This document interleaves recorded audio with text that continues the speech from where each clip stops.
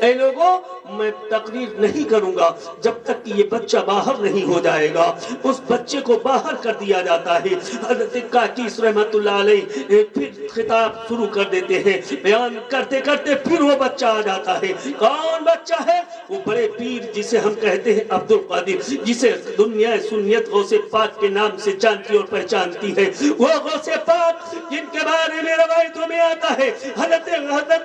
کاکیس رحمت اللہ علیہ فرماتے ہیں اس بچے کو دوبارہ اس مجلس سے نکال دو۔ نکال دیا جاتا ہے۔ تیسری مرتبہ پھر غوث پاک اس مجلس میں بیٹھ جاتے ہیں۔ حضرت کاکیس رحمت اللہ علیہ نے لوگوں کو دیکھا، لوگوں نے دیکھا، وہ بچہ پھر آ جاتا ہے، زبردستی آ جاتا ہے، بچہ بھاگنے سے بھاگ نہیں رہا ہے۔ حضرت کاکیس رحمت اللہ علیہ کو لوگوں نے دیکھا، لوگ انہیں پیر کہتے تھے، لوگ انہیں اپنا خلیفہ منتخب کیے ہوئے تھے، لوگ دیکھ رہے تھے اپنے مریدوں کی موجودگی میں حضرت کاکیس رحمت اللہ علیہ اپنے منبر سے اترتے ہیں۔ اترنے کے بعد اس بچے کے قریب جاتے ہیں اور قریب جانے کے بعد اپنا امامہ اتارتے ہیں اور اتار کر اس بیٹے کے اس کے سر پر رکھتے ہیں اور عرض کیا لوگوں دیکھو یہ کوئی اور بچہ نہیں، یہ عبد القادر غوث پاک۔ کہ حضور پہچان کرانے کا کوئی اور راستہ ہوتا، بچے کو بار بار مجلس سے نکال رہے، بار بار آتا ہے۔ لوگوں صبر کا مانگتا دیکھ رہے تھے۔ اے لوگوں سنو، جس طریقے سے تمام پیغمبروں میں اعلیٰ میرے پیغمبر جناب محمد رسول اللہ صلی اللہ تعالیٰ علیہ وسلم ہے، تمام اب بزرگان دین میں، تمام اولیاء میں یہ غوث آدم سب کے امام ہوں گے، بڑے پیر ہیں یہ تمام ولیوں کے امام ہوں گے۔ جس طریقے سے تمام انبیاء کے امام نبی آخر الزماں ہے، اسی طریقے سے تمام ولیوں کے سردار غوث پاک ہوں گے۔ اسی لیے تو سرکار اعلیٰ حضرت پکار اٹھتے ہیں، وہاں کیا مرتبہ اے غوث ہے بالا تیرا، اونچے اونچوں کے سروں سے ہے قدم اعلیٰ تیرا، اور سر بھلا کیا کوئی جانے کیسا تیرا، اولیاء ملتے ہیں آنکھوں میں وہ ہے تلوا تیرا، اور شیر کو خطرے میں لاتا نہیں کتا تیرا، شیر کو خطرے میں لاتا نہیں کتا تیرا، اور کیا دبے جس پہ ہو حمایت کا پنجہ تیرا۔ اور سرکار اعلیٰ حضرت فرماتے ہیں یا رسول اللہ تیری سرکار میں لاتا ہے رضا اس کو شفیع جو میرا غوث ہے اور لاڈلا بیٹا تیرا۔ قد جاءکم من اللہ نور و کتاب مبین، تحقیق کہ تمہارے پاس ایک نور آیا اور روشن کتاب۔ وائے دیکھیں ربیع الاول کا مہینہ نکلا کہ نبی کی پیدائش ہوئی ہے، نبی کی پیدائش کے بعد اب آپ دیکھیں نبی کی پیدائش سے پہلے آقا کریم صلی اللہ تعالیٰ علیہ وسلم کے والد بزرگوار حضرت عبداللہ پردہ فرما جاتے ہیں، انتقال فرما جاتے ہیں۔ کس وقت انتقال ہوتا ہے؟ ایسے دور میں جبکہ حضرت آمنہ رضی اللہ تعالیٰ عنہ حمل سے تھی، آپ پیٹ پہ تھے۔ اس کے بعد حضرت عبد المطلب کے دادا جان فرماتے، آقا کے دادا جان عرض کرتے ہیں اے عبداللہ ملک شام جاؤ،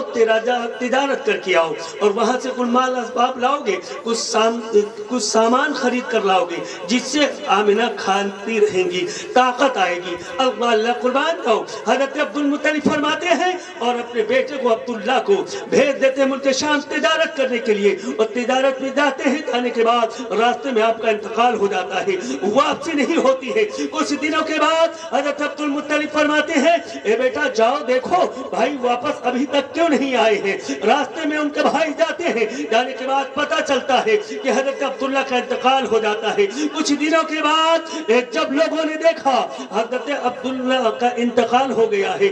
لیکن حضرت آمنہ جب راستے میں چلتی ہے خوشبو کا اتنا زیادہ استعمال کر رہی ہے، گلیاں مہک اٹھتی ہے، گلیوں میں تازگی پیدا ہو جاتی ہے۔ اللہ اللہ، ایک عورت نے کہا تھا اے بی بی،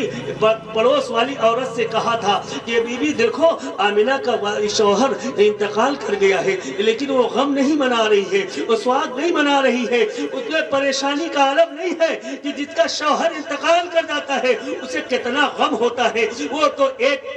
بیوہ عورت ہی جانتی ہے جس کا شوہر اس دار فانی سے انتقال کر جاتا ہے اس عورت کے سب دل پر کیا گزرتی ہے ایک عورت کو ہی پتا ہے، لیکن وہ کہہ رہی ہے کہ دیکھو گلی سے نکلتی ہے، گلی خوشبودار ہو جاتی ہے۔ اللہ اللہ، جب اتنا سنا لوگوں نے سنتے سنتے جب عبد المطلب کے کانوں سے بات ٹکراتی ہے، لوگوں نے کہا ٹھیک ہے چلو عبد المطلب کی بارگاہ میں چلا جائے، پوچھا جائے کہ دیکھو آمینہ کو فرما دو آپ اتنا خوشبو کا استعمال نہ کریں، اس لیے کہ راستے میں چلتے ہیں لوگ کہتے ہیں کہ یہ غم نہیں منا رہی اپنے شوہر کا۔ اللہ اللہ، عبد المطلب فرماتے ہیں ٹھیک ہے۔ حضرت عبد المطلب فرماتے ہیں میں آمینہ کے پاس آیا، آمینہ کے پاس آنے کے بعد کہا آمینہ تمہارے شوہر کا انتقال ہو گیا ہے، کیا تم غم نہیں مناتی ہو؟ آقا کریم کی والدہ محترمہ فرماتی ہے اے دادا جان کیا بات کر رہے ہو، میرے شوہر کا انتقال ہو گیا، مجھے پریشانی نہ ہو، مجھے غم نہ ہو، مجھے دکھ نہ ہو، ایسا کون کہہ دیا؟ کہا اس لیے لوگ کہتے ہیں کہ تم جس گلی سے جاتی ہو راستہ خوشبودار ہو جاتا ہے، اس لیے کہ تم خوشبو اتنا استعمال کرتی ہو۔ آقا کی والدہ کا جواب ملاحظہ فرماؤ لوگوں، آج ہم دیکھیں اور اپنے گھروں کو دیکھیں، اپنی بے پردگی کو دیکھیں، اپنے بچوں کو دیکھیں، آقا کریم کی والدہ فرماتی ہے اے دادا جان جب سے عبداللہ کا انتقال ہوا ہے میں نے کسی بھی مارکیٹ سے کوئی بھی ادھر خریدا ہی نہیں۔ سرکار اعلیٰ حضرت پکار اٹھتے ہیں، ان کی مہک نے دل کے غنچے کھلا دیے ہیں، جس راہ چل دیے ہیں کوچے بسا دیے ہیں، آنے دو یا ڈبو دو اب تو تمہاری جانب کشتی تمہیں بھی چھوڑی لنگر اٹھا دیے ہیں۔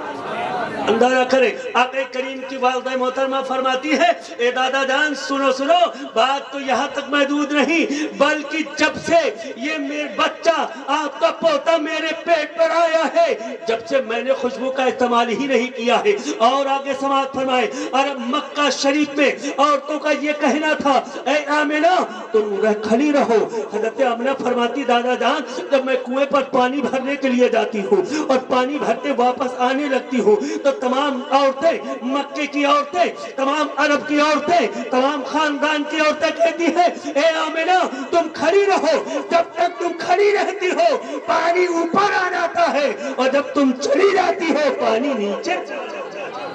اندازہ کریں آقا کی پیدائش ہے، آقا علیہ السلام فرماتے ہیں اے لوگوں شادی بیاہ کیا کرو لیکن شادی بیاہ ایسی متقی پرہیزگار بیٹیوں سے کرو جس کے آنے کے بعد آقا علیہ السلام فرماتے ہیں جب تم نئی نویلی دلہن کو اپنے گھر میں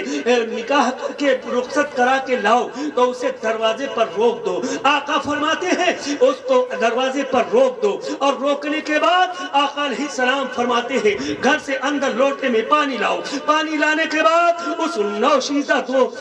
نئی نویلی دلہن کو وضو کراؤ اور وضو کرانے کے بعد وضو کا گرا ہوا پانی آقا فرماتے ہیں وضو کا گرا ہوا پانی اپنے برتن میں رکھ لو اور نئی نویلی دلہن کو اندر لے جانے سے پہلے اس وضو کا پانی اپنے گھر کے چہار دیواری میں چھڑک دو، نئی نویلی کی دلہن کی برکت سے گھر میں خیر برکت کا فرماتے ہیں آقا فرماتے ہیں جب ایک بیٹی اپنے باپ کے لیے رحمت ہوتی ہے اور جب وہ سسرال آتی ہے اپنے شوہر کے لیے وہ بھی رحمت ہوتی ہے اور جب اس کی کوکھ میں کوئی بچہ جنم لیتا ہے تو بیٹے کے لیے جنت نہ کرے۔